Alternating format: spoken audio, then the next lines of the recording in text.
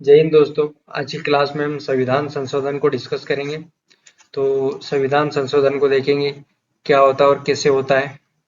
उसके बाद में हम इसके प्रकार के टाइप्स को डिस्कस करेंगे और अब तक संविधान में कितने कितने संविधान संशोधन किए जा चुके हैं इनको भी देखेंगे। तो शुरू करते हैं आज की क्लास। संविधान संशोधन देखिए, हमारा देश 1947 में आजाद हो गया था। 1947 में आजाद हो गया।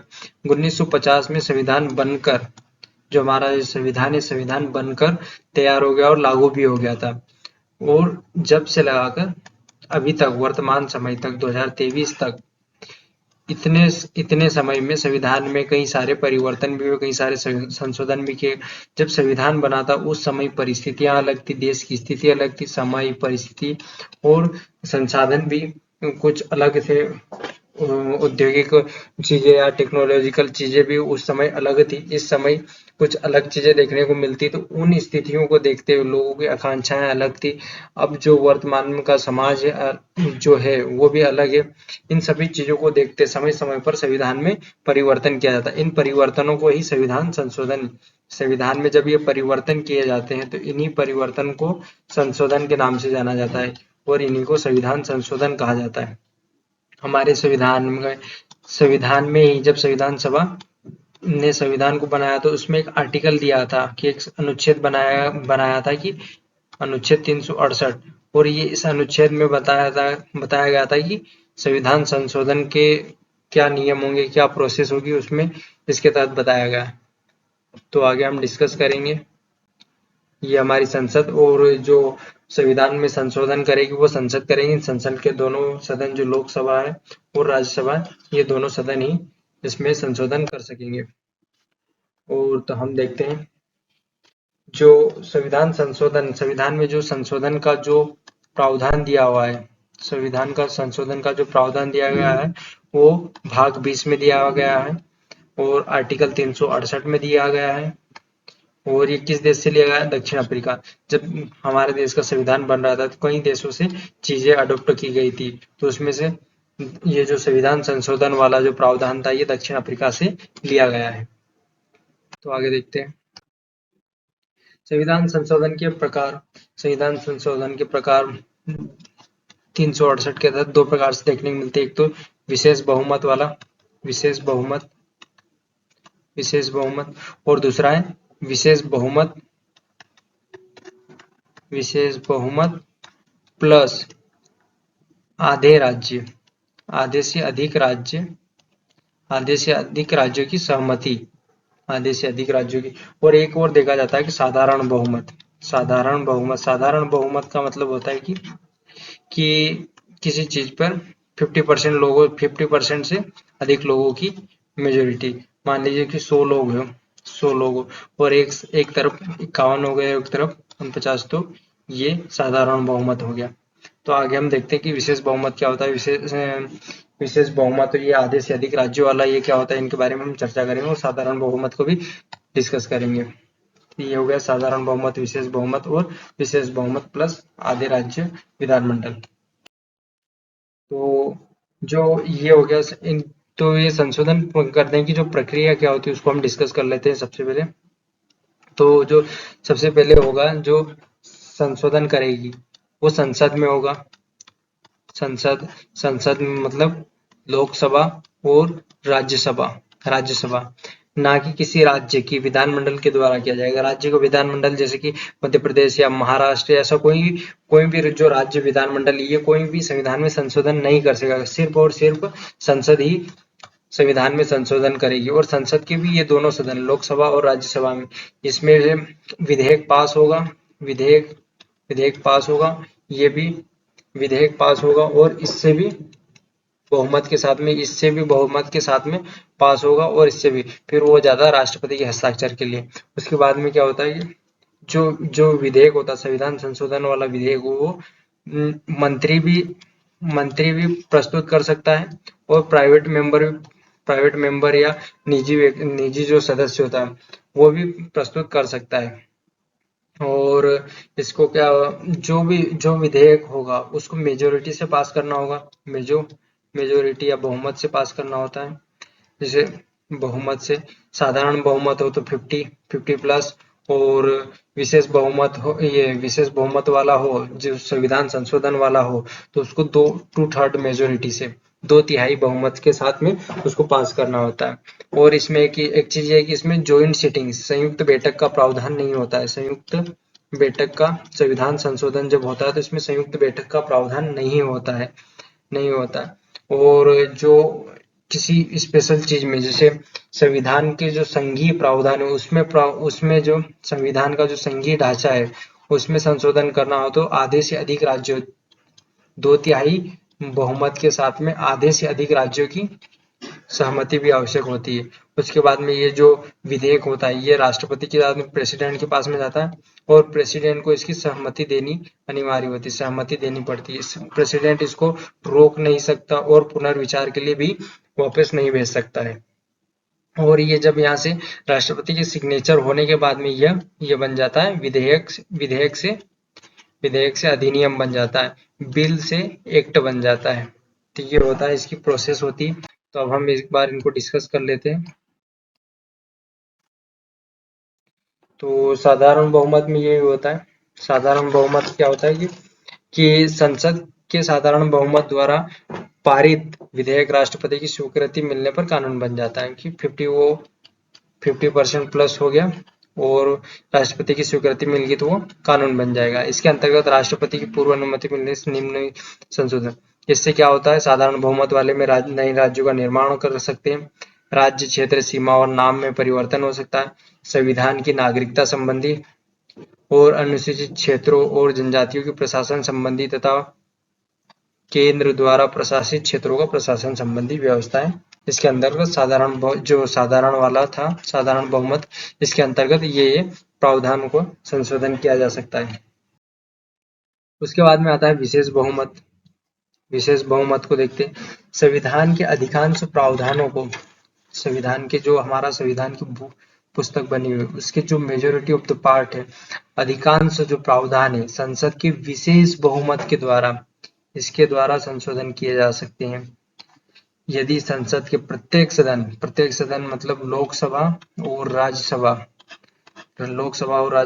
कुल सदस्यों का बहुमत तथा उपस्थित और मतदान में भाग लेने वाले सदस्यों के 2/3 मतों से विधेयक पारित हो जाए तो राष्ट्रपति की स्वीकृति मिलते ही वह संशोधन संविधान का अंग बन जाता है।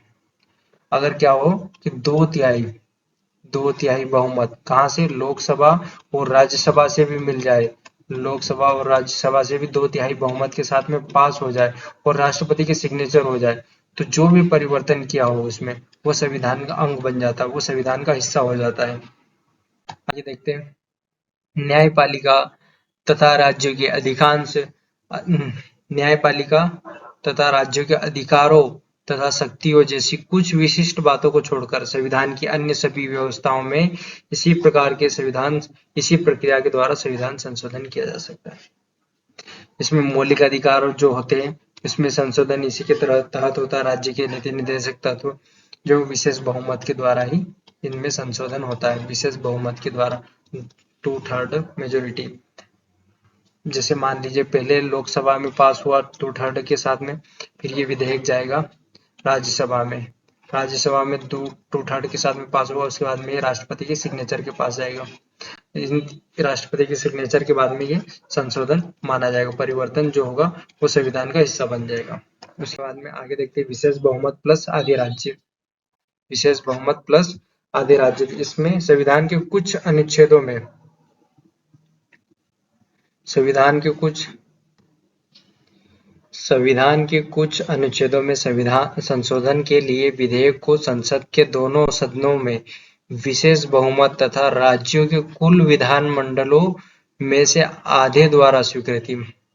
तो हमारे यहाँ कितने राज्य हैं, 28 राज्य हैं, 28 में से आधे राज्यों 14 राज्यों का विधानमंडल से स्वीकृति चाहिए। इसके द्वारा किए जाने वाले संशोधनों के प्रमुख विषय है, पहला क्या है, राष्ट्रपति का निर्वाचन। जो राष्ट्रपति का जो चुनाव होता है वो उसमें जो संशोधन करना हो वो विशेष बहुमत और राज्यों के विधानमंडल के द्वारा होगा।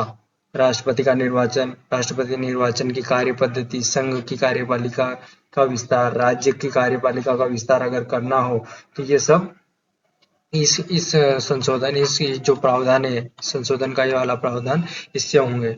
उसके बाद में हम देखते हैं केंद्र शासित प्रदेशों के क्षेत्रों के लिए उच्च न्यायालय, जो हाई कोर्ट जो स्थापित करना होता है, इसके तहत होगा। संघीय न्यायपालिका, राज्यों के लिए उच्च न्यायपालिका, उच्च न्यायालय। फिर संघ एवं राज्यों में विधायी संबंध, 7वीं अनुसूची का कोई विषय, संसद में राज्यों का प्रतिनिधित्व। उसके बाद में संविधान संशोधन की प्रक्रिया में से संबंधित उपबंध। तो ये जितने भी प्रावधान है ये सब स्पेशल मेजोरिटी और प्लस आधे राज्यों आधे राज्यों की सहमति या लेजिस्लेचर के सहमति से होगा। उसके बाद में हम देखते हैं कि अभी तक संविधान में संशोधन कितने हुए थे। अभी तक 2022 21 में 21 से 1950 से 1950 से लेकर 2021 तक 105 संविधान संशोधन हो चुके हैं। 105 संविधान संशोधन, उनमें से हम कुछ महत्वपूर्ण संविधान संशोधनों को देखेंगे, जिनमें से कई बार एग्जाम्स में क्वेश्चन पूछ लिया जाता है। तो सबसे पहला संविधान संशोधन था 1951 में, 1951 में। इसके माध्यम से स्वतंत्रता, समानता एवं संपत्ति से संबंधित मौलिक अधिकार, फंडामेंटल राइट्स को लागू किए जाने संबंधी कुछ व्यवहारिक कठिनाइयों को दूर करने का प्रयास किया जाए। तो जो ये मूल अधिकार में जो थे, स्वतंत्रता थी, समानता थी और संपत्ति का अधिकार, इनको लागू करना था। इनमें कुछ कठिनाइयां आ रही थी, तो ये पहला संविधान संशोधन किया गया और उससे इन कठिनाइयों को दूर किया गया। भाषण एवं अभिव्यक्ति के मूल अधिकारों पर उचित प्रतिबंध की व्यवस्था की गई। तो जैसे अभी हमारा स्वतंत्रता का अधिकार या जितने भी फंडामेंटल राइट्स हैं वो एब्सोल्यूट नहीं है, उन पर युक्त प्रतिबंध लगाए गए हैं। जैसे स्वतंत्रता का अधिकार है, जैसे अभिव्यक्ति का, कि कहीं पे बोल सकते थे, इससे ऐसा नहीं कि उससे कुछ देश को नुकसान नहीं होना चाहिए, देश की अखंडता, एकता, फिर किसी का शिष्टाचार या फिर किसी भीड़ का ऐसा कुछ प्रॉब्लम नहीं होनी चाहिए। ऐसे युक्त प्रतिबंध लगाए गए हैं। तो ये जो संशोधन हुआ था ये पहले संविधान संशोधन के तहत हुआ। और इस संविधान संशोधन द्वारा संविधान में 9वीं अनुसूची, 9th शेड्यूल को जोड़ा गया। उसमें उल्लिखित कानूनों को सर्वोच्च न्यायालय के न्यायिक पुनर्विलोकन की शक्तियों के अंतर्गत परीक्षा नहीं किया जा सकता। क्या हुआ था कि से संपत्ति का अधिकार था, वो पहले फंडामेंटल राइट था, तो उसके तहत सरकार ने लोगों की जमीन को ले लिया था। तो लोगों ने जाकर सुप्रीम कोर्ट में याचिका दायर की कि हमारे फंडामेंटल राइट्स को का हनन किया जा रहा है। तो संसद ने एक अनुसूची बना दी, 9वीं अनुसूची, और उस भूमि सुधार के नाम से एक 9वीं अनुसूची बना दी। और इस सूची में जो भी कानून रखे जाएंगे, जो भी नियम कानून इसमें रखे जाएंगे, उन पर सुप्रीम कोर्ट या कोई सा भी न्यायालय उनका न्यायिक परीक्षण नहीं कर सकता। तो ये बताया गया। दूसरा संशोधन हुआ था 1952 में। इसके अंतर्गत 91 की जनगणना के आधार पर लोकसभा में प्रतिनिधियों को पुनर्व्यवस्थित किया गया। उसके बाद में अगला जो था 7वां संशोधन 1956 में हुआ। और इस संशोधन द्वारा भाषाई आधार पर राज्यों का पुनर्गठन किया गया। तो जब से हमारा देश आजाद हुआ, जब से लेकर 1947 के बाद में आजाद हुआ, तो उसके बाद में देश को भाषाई आधार पर राज्यों को बांटने की मांग चल रही थी। तो उसको लेकर कई सारे आयोग भी बनाए गए थे, जिसमें से धर आयोग था, एक 1948 में बनाया गया था। उसके बाद में एक जेवीपी आयोग बनाया गया था, जवाहरलाल नेहरू और पट्टाभी सिद्धारमैया और वल्लभ भाई, इनको लेकर एक 1948 में। तो इन्होंने जो भाषाई आधार पर राज्यों की मांग थी उनको खारिज कर दिया गया कि राज्य इनके तहत नहीं बनाया जाए। तो एक जो व्यक्ति थे पोट्टी श्री रमल्लू, उनका देहांत हो गया, तो उन्होंने आमरण अनशन किया था।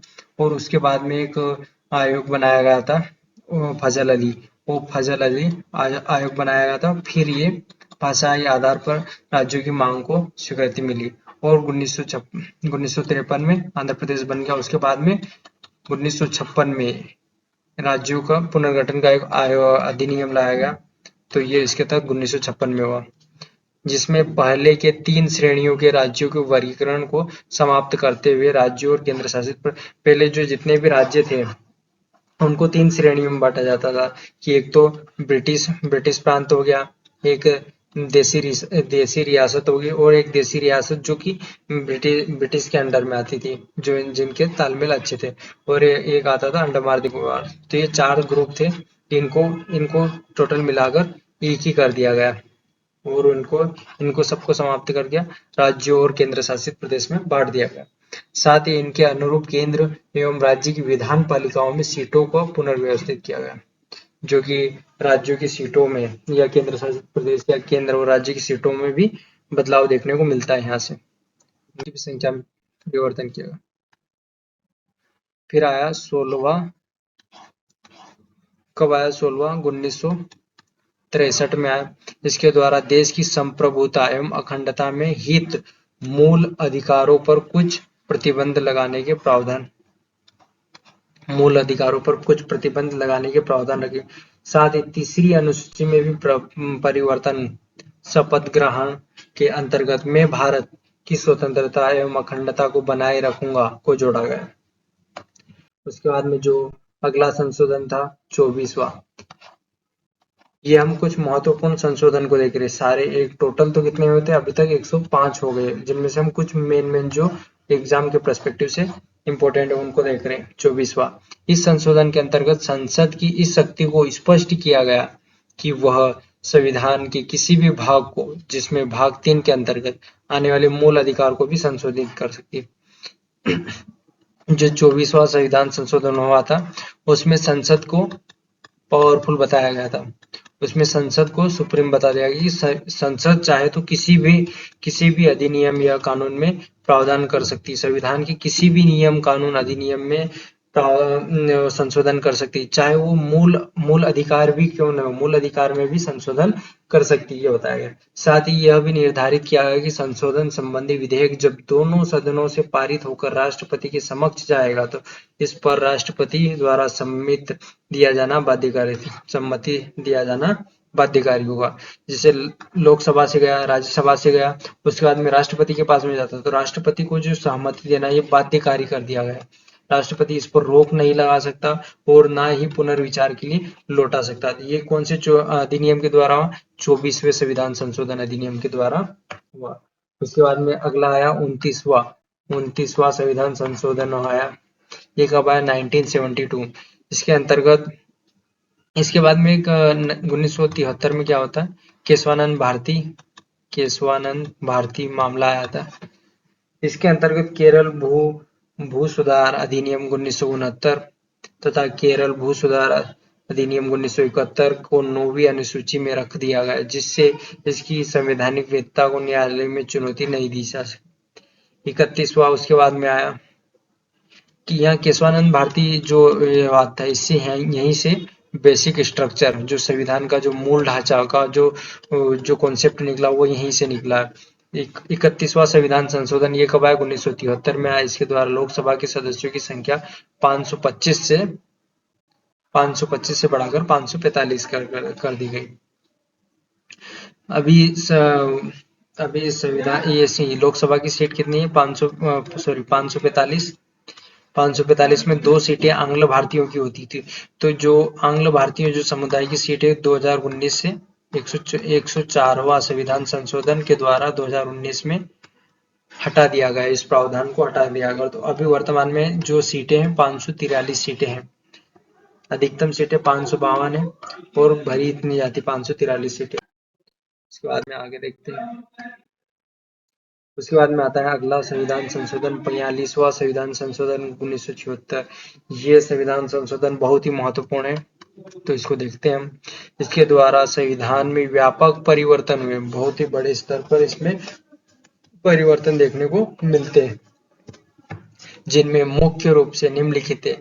संविधान की प्रस्तावना में समाजवादी, धर्मनिरपेक्ष और एकता और अखंडता, इन शब्दों को जोड़ा गया। यूपीएससी में एक क्वेश्चन भी आया, प्रीवियस ईयर के क्वेश्चन में ये आया हुआ क्वेश्चन है कि इसमें शायद ये वाला था कि एकता और अखंडता को कब जोड़ा गया था, ऐसा कुछ था क्वेश्चन। ये यूपीएससी में भी आया हुआ है। सभी नीति निर्देशक सिद्धांतों को मूल अधिकारों पर सर्वोच्चता सुनिश्चित की गई। इसके अंतर्गत संविधान में 10 मौलिक कर्तव्यों को अनुच्छेद 51 क में भाग 4 क के अंतर्गत जोड़ा गया। तो इस भाग 3 में क्या है? भाग 3 में फंडामेंटल राइट्स है, मूल अधिकार। भाग 4 में डीपीएसपी है, डीपीएसपी। और भाग 4 क में 4 क में क्या? मौलिक कर्तव्य। तो मौलिक कर्तव्यों को कब जोड़ा गया? 1976 में। और एक समिति बनाई गई थी, सरदार स्वर्ण सिंह समिति। उसकी सिफारिश पर इनको संविधान में शामिल किया गया। और ये कहाँ से लिए गए हैं? तो मूल कर्तव्य ये रूस से लिए गए हैं, रूस से, आई थिंक रूस से। और इसके द्वारा जो ये 42वां संविधान संशोधन चला, इसके द्वारा न्यायिक परीक्षण से मुक्त किया, संविधान को न्यायिक परीक्षण से मुक्त किया गया। सभी विधानसभा एवं लोकसभा की सीटों की संख्या को इस शताब्दी के अंत तक स्थिर कर दिया गया कि जितनी भी लोकसभा की सीटें, जो मान लीजिए कि 550 थी, तो वो शताब्दी के अंत तक, मतलब ये 2000 की बात हो रही, सन 2000 तक ऐसी की ऐसी रहेंगी। और जितने भी राज्य की विधानसभा की सीटें थी, वो भी जितनी उतनी की उतनी रहेंगी। कब तक? 2000 तक। ऐसा शताब्दी के अंत तक कर दिया। उसके बाद में लोकसभा एवं विधानसभाओं की अवधि को 5 वर्ष से 6 वर्ष कर दिया गया। ये क्या अवधि को, जो अभी 5 साल का टर्म है, तो ये 1942 में कब कर दिया गया था? 5 वर्ष से 6 वर्ष कर दिया गया, 1 साल बढ़ा दिया गया था। उसके बाद में इसके द्वारा निर्धारित किया गया कि किसी केंद्रीय कानून की वैधता पर सर्वोच्च न्यायालय एवं राज्य के कानून की वैधता का उच्च न्यायालय ही परीक्षण करेगा। यह भी निर्धारित किया गया कि संवैधानिक वैधता के प्रश्न पर 5 से अधिक न्यायाधीशों की बेंच द्वारा 2/3 बहुमत से निर्णय दिया जाना ही चाहिए। यदि न्यायाधीशों की संख्या 5 तक हो तो निर्णय सर्वसम्मति से होना चाहिए। और इसी संशोधन के द्वारा वन संपदा, शिक्षा, जनसंख्या नियंत्रण आदि विषयों को भी राज्य सूची में समवर्ती सूची के अंतर्गत, राज्य सूची से समवर्ती सूची के अंतर्गत कर दिया गया। और उसके बाद में आता है अगला, जो इससे पहले वाला था 42वां संशोधन, ये आपातकाल के समय ही लाया गया था। और ये आया फिर उसके बाद में 1978 में आया। तो इसके बाद में इंदिरा गांधी की जो कांग्रेस की सरकार थी वो हट जाती है। उसके बाद में दूसरी सरकार आती है, तो फिर संविधान में बदलाव करते हैं। इसके अंतर्गत राष्ट्रीय आपात स्थिति लागू करने के लिए आंतरिक अशांति, जो आपातकाल लगाया गया था, तो आंतरिक अशांति के स्थान पर वो जो आपातकाल लाया गया था, तो उसको बोला गया था कि देश में आंतरिक अशांति हो गई, इसके कारण हम आपातकाल लाए। तो अगले फिर जब आपातकाल हट गया और दूसरी सरकार बनी, तो फिर संविधान संशोधन किया गया। तो उसमें फिर ये इस शब्द को ही हटा गया और सैन्य विद्रोह का आधार रखा है। इसके द्वारा संपत्ति के अधिकार को मौलिक अधिकारों के भाग से हटाकर विधिक अधिकारों की श्रेणी में रख दिया गया। लोकसभा तथा राज्य विधानसभाओं की अवधि को 6 वर्ष से घटाकर फिर 5 वर्ष कर दिया गया। लोकसभा तथा राज्य विधानसभाओं की अवधि को 5 वर्ष से 5 वर्ष कर दिया है। सुप्रीम कोर्ट को राष्ट्रपति और उपराष्ट्रपति के निर्वाचन चुनाव संबंधी विवाद को हल करने की अधिकारिता प्रदान की गई, कि इनके जो चुनाव संबंधी जितने विवाद जो भी होंगे वो सुप्रीम कोर्ट हल करेगा। सुप्रीम कोर्ट को उसकी अधिकारिता दे दी। उसके बाद में आता 52वां 52। इस संशोधन के द्वारा राजनीतिक दल बदल पर अंकुश लगाने का लक्ष्य रखा गया। इसके अंतर्गत संसद, विधानमंडलों के उन सदस्यों को अयोग्य घोषित कर दिया जाएगा जो उस दल को छोड़ते हैं जिसके चुनाव चिन्ह पर उन्होंने चुनाव लड़ा। मान लीजिए ये ए नाम का व्यक्ति है, इसने इसने इस पार्टी से चुनाव लड़ा। अब ये चुनाव जीत गया है। चुनाव जीतने के बाद में ये इस पार्टी में शामिल हो जाता है, इस पार्टी में शामिल हो जाता है। तो मान लीजिए कि ये इस समय ये जो पार्टी ये सरकार में है, इसको बहुमत की सरकार है, तो ये ये इस साइड आ जाता है और ऐसे कई सारे विधायक आ जाते हैं या सांसद आ जाते हैं जिससे ये सरकार गिर जाती है। तो इस जो ये दल बदल का जो दल बदल हो रहा था, इनको अंकुश लगाने के लिए ये संविधान संशोधन किया गया था। यदि किसी दल की संसदीय पार्टी के 1/3 सदस्य अलग दल बनाना चाहते तो उन पर अयोग्यता। ये एक एक सदस्य जाता है या एक या दो सदस्य जाते हैं, एक एक करके जाते हैं, तो उनको अयोग्य घोषित कर दिया जाएगा कि अब वो चुनाव नहीं। लेकिन अगर 1/3 उस पार्टी के, मान लीजिए कि 100 सदस्य हैं और उस पार्टी के 100 में से 1/3 सदस्य दूसरी पार्टी में चले जाते हैं, तो इनको अयोग्य घोषित नहीं किया जाएगा। दल बदल विरोधी इन प्रावधानों को संविधान की 10वीं अनुसूची के अंतर्गत रखा गया। इसके लिए फिर एक 10वीं अनुसूची अलग से बनाई जिसका नाम 10वीं अनुसूची दल बदल रखा गया है, एंटी डिफेक्शन लॉ। इसके बाद में आया 61वां संशोधन 1989। इसके द्वारा मतदान के लिए आयु सीमा 21 वर्ष से घटाकर 18 वर्ष, अभी वर्तमान में हमारी जो उम्र है वोट डालने की है वो है 18। उसके बाद में आया 65वां संशोधन, 65 यह आया 1990 में। इसके द्वारा 1938 में संशोधन करके अनुसूचित जाति और जनजाति आयोग का गठन की व्यवस्था की गई। उसके बाद में आया 69वां 69, दिल्ली को राष्ट्रीय राजधानी क्षेत्र बनाया गया। दिल्ली संघ राज्य क्षेत्र के लिए विधानसभा और मंत्रिपरिषद का उपबंध किया। मंत्रिपरिषद और विधानसभा का कब से उपबंध किया गया? 1991 से दिल्ली में ये प्रावधान किया गया। उसके बाद में हम देखते हैं 74वां संविधान संशोधन, सॉरी इसके पहले का आएगा 73वां संविधान संशोधन, सॉरी इसके पहले आएगा 73वां संशोधन। 73वां संशोधन में इसके वो आया था 1992 और 1993 के समथिंग आया था। और इसके अंतर्गत क्या क्या किया गया था कि 11वीं शेड्यूल जोड़ी गई थी और इसके तहत पंचायती राज की व्यवस्था की गई थी, संबंधित प्रावधानों को जोड़ा गया। और इस संशोधन इस प्रावधान के द्वारा संविधान में एक भाग 9 जोड़ा गया। संविधान में भाग 9 क जोड़ा गया और अनुच्छेद 243 क से 243 क से 9 तक का प्रावधान किया गया। इसमें पंचायती राज की व्यवस्था की गई 11वीं अनुसूची में। उसके बाद में आता है 74वां संविधान संशोधन आता है। 74वां संविधान संशोधन आता है 1993 में आता है। इसके अंतर्गत संविधान में 12वीं अनुसूची शामिल की गई। 12वीं अनुसूची शामिल की गई जिसमें नगर पालिका, नगर निगम, नगर परिषदों के प्रावधान किए गए। इस अनुच्छेद के द्वारा संविधान में भाग 9 क जोड़ा गया। ये जो प्रावधान थे ये संविधान के भाग 9 क में जोड़े गए। अनुच्छेद 43 में ये कहां से कहां तक? 243 यह तक। और जो 73वां संविधान संशोधन है ये कब लागू हुआ था? 25/4/1993 और 74वां कब लागू हुआ? 1993 से लागू हो गया था, 1/6/1993 से। उसके बाद में अगला जो संविधान संशोधन है 86वां संविधान संशोधन 86वां।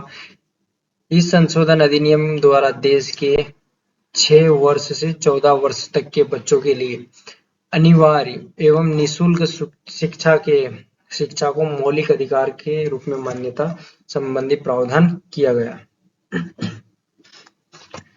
इसे अनुच्छेद 21 क के अंतर्गत संविधान में जोड़ा गया। इस अधिनियम के द्वारा संविधान के अनुच्छेद 45 अनुच्छेद 51 क में भी संशोधन किए जाने का प्रावधान किया। उसके बाद में आगे का जो संविधान संशोधन 99 संविधान संशोधन 2014 में आया, जिसके तहत एनजेएसी का गठन किया गया था, की स्थापना की गई थी। जजों को नियुक्ति अपॉइंटमेंट का एक मैकेनिज्म था। और उसके बाद में अगला है 100वां संविधान संशोधन 2015 में आया था, बांग्लादेश और भारत और बांग्लादेश भूमि हस्तांतरण। उसके बाद में आया 101वां संविधान संशोधन आया 2017 में आया, इसके तहत जीएसटी को लाया गया। और उसके बाद में हम आगे देखते हैं 102वां संविधान, 104वां भी हमने देख लिया था। 102वां संविधान संशोधन 2018 में सामाजिक न्याय एवं और अधिकारिता मंत्रालय के अधीन गठित राष्ट्रीय पिछड़ा वर्ग आयोग को संवैधानिक दर्जा, इसको संवैधानिक दर्जा कब दिया गया? 2018 में दिया गया है। संविधान में अनुच्छेद 338 तथा 338 ए और 338 बी को शामिल किया गया, जिनका संबंध राष्ट्रीय अनुसूचित जाति राष्ट्रीय आयोग और राष्ट्रीय अनुसूचित जनजाति आयोग से। उसके बाद में अगला जो अधिनियम है 103वां संविधान, स्वतंत्र भारत में पहली बार आर्थिक रूप से कमजोर वर्ग इकोनॉमिक वीकर सेक्शन के लिए आरक्षण की व्यवस्था की गई। इनके लिए आरक्षण की व्यवस्था 10% की गई थी। अनुच्छेद 16 में संशोधन कर सार्वजनिक रोजगार में आर्थिक रूप से कमजोर वर्गों के लिए 10% आरक्षण की व्यवस्था की गई। उसके बाद में आता है 105वां संविधान संशोधन 2021 में हुआ, सोशियो इकोनॉमिक बैकवर्ड क्लास, सामाजिक और शैक्षिक रूप से सोशल एजुकेशनल और बैकवर्ड क्लासेस थी, वर्गों की पहचान करने के लिए राज्य सरकारों की शक्ति को पुनर्जीवित किया गया। और पिछड़ा वर्ग जैसे अन्य पिछड़ा वर्ग जैसे सामुदायिक वर्ग में शामिल है, जिनके लिए भारतीय राज्य विशिष्ट प्रावधान सकारात्मक कदम प्रदान कर सकते। भारतीय संविधान के 105वें संविधान संशोधन पर 18 अगस्त 2021 को भारत के राष्ट्रपति द्वारा हस्ताक्षर किए गए।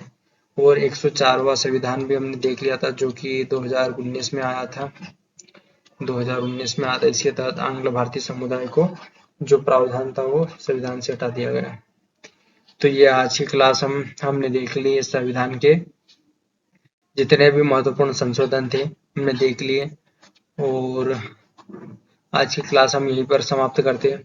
आई होप आपको क्लास अच्छी लगी होगी। धन्यवाद।